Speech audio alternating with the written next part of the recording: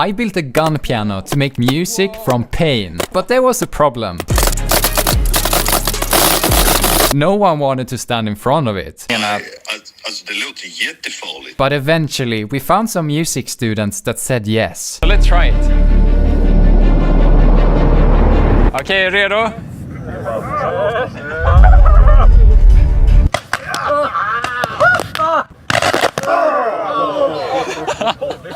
I will try going up the scale.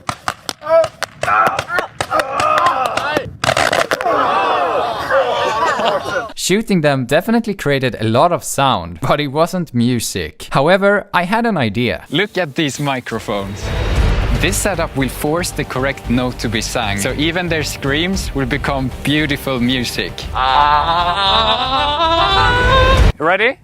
Yeah. Go, go, go. I will try a chord on the people over there.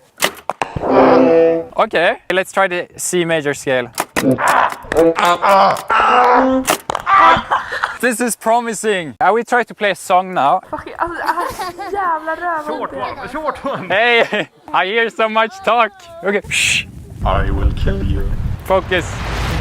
It was time. Could I finally play something that you could actually hear what it was?